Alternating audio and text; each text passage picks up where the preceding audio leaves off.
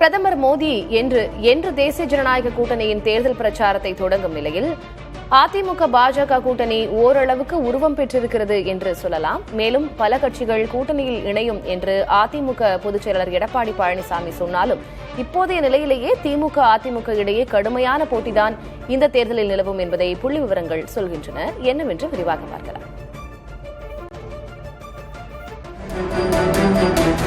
தமிழகத்தில் கடைசியாக நடந்த 2024 மக்களவைத் தேர்தலில் திமுக கூட்டணி பெரும் வெற்றி பெற்றதை அறிவோம். ஆனால் அந்த தேர்தலில் பதிவான வாக்குகளை கணக்கிட்டாலே கூட வரவிருக்கும் 2026 சட்டமன்ற தேர்தலில் திமுக அதிமுக கூட்டணி இடையே கடும் போட்டி நிலவும் என்பதையே வாக்கு வங்கி புள்ளி விவரங்கள் சொல்கின்றன.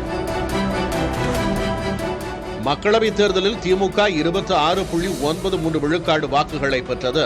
அந்த கூட்டணியில் காங்கிரசுக்கு 10.67 விழுக்காடும், இடதுசாரிகளுக்கு 4.77 விழுக்காடும், விசிகாவுக்கு 2.25 விழுக்காடும் வாக்குகள் கிடைத்திருந்தன. மதிமுக 1.28, முஸ்லிம் லீக் 1.17 விழுக்காடு வாக்குகளை பெற்றன. தற்போது தேசிய ஜனநாயக கூட்டணியில் அதிமுக இருந்தாலும் மக்களவைத் தேர்தலில் பாஜகவுடன் கூட்டணியின்றியே போட்டியிட்டது. அதில் அதிமுகவுக்கு 20.46 விழுக்காடு வாக்குகள் கிடைத்தன. அதேபோல பாஜகவுக்கு 11.24, பாமகவுக்கு 4.33, தமிழ் மாநில காங்கிரசுக்கு 0.94, அமமுகவுக்கு 0.9 விழுக்காடு வாக்குகள் கிடைத்தன. இந்த புள்ளி விவரங்கள் அடிப்படையில் திமுக காங்கிரஸ் கூட்டணி 46.9 விழுக்காடு வாக்குகளையும், அதிமுக பாஜக 38.74 விழுக்காடு வாக்குகளையும் குவித்திருந்தன.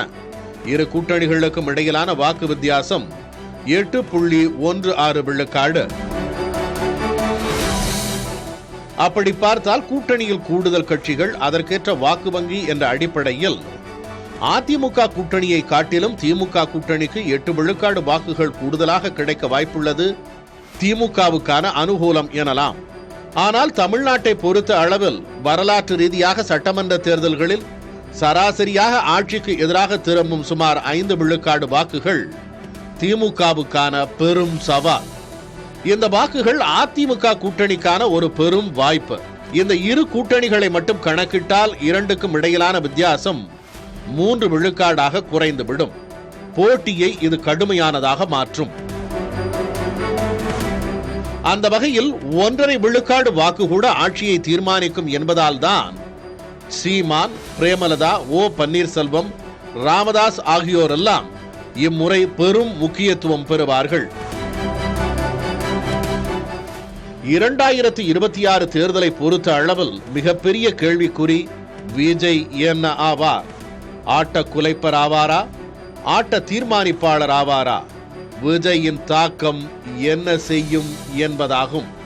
பல கணிப்புகளும் கணிசமான வாக்குகளை விஜய் பெறுவார் என்று சொல்லும் நிலையில் தாவேகாவால் திமுக அதிமுக இரண்டு முகாம்களில் யாருக்கு பெரும் பாதிப்பு என்ற கேள்வி எழுகிறது. அப்படி பார்த்தால் பாஜகவுக்கு எதிரான வாக்குகள், இளைஞர்கள், பெண்கள் வாக்குகள் விஜய்க்கு செல்வது சென்ற தேர்தலில் இந்த வாக்குகளில் கணிசமானவற்றை வாங்கிய திமுகவுக்கு சறுக்கலாகும். அதேபோல் ஆட்சிக்கு எதிரான வாக்குகள், திமுக பாஜகவுக்கு எதிரான வாக்குகள் தாவேகாவிற்கு செல்லும் சூழல் இருப்பது அதிமுகவுக்கு சவாலாக மாறும். எப்படி பார்த்தாலும் இந்த தேர்தல் மிகுந்த சுவாரஸ்யமும் கடுமையான போட்டியும் நிலவும் ஒரு தேர்தலாகவே இருக்கும்.